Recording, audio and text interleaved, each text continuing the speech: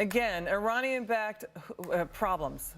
Iran is again basically pushing the Houthi rebels, firing 2 missiles at a U.S. Navy destroyer off the coast of Yemen yesterday. U.S. officials long accusing Iran of supplying missiles and other weapons to the Houthis. He's Lieutenant Colonel Tony Shaffer. He says it's another byproduct of our Iran deal. It is. You know, good to be with you, Colonel. The White House says the incident is under investigation, but what do you make of it?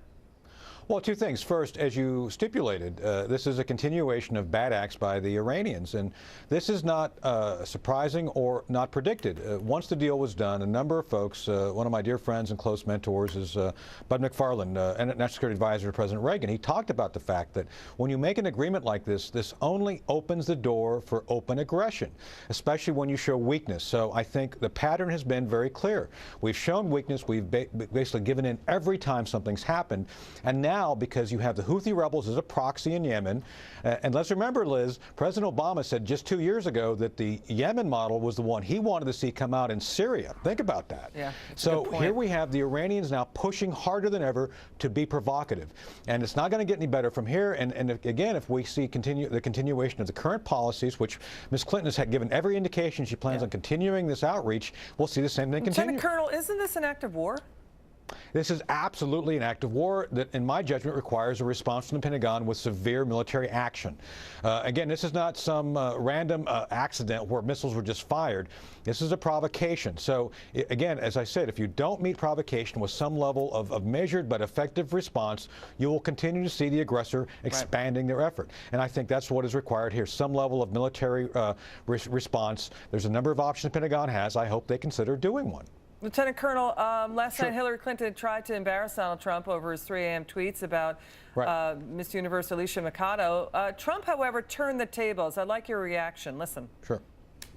By the way, just so you understand, when she said 3 o'clock in the morning, take a look at Benghazi. She said, who's going to answer the call at 3 o'clock in the morning? Guess what? She didn't answer because when Ambassador Stevens... The question is that the discipline of a good leader? 600 times. Well, she said she was awake at 3 o'clock in the morning. And she also sent a tweet out at 3 o'clock in the morning, but I won't even mention that. But she said she'll be awake. Who's going to... The famous thing, we're going to answer our call at 3 o'clock in the morning. Guess what happened? Ambassador Stevens sent 600 requests for help. And the only one she talked to was Sidney Blumenthal, who's her friend and not a good guy, by the way.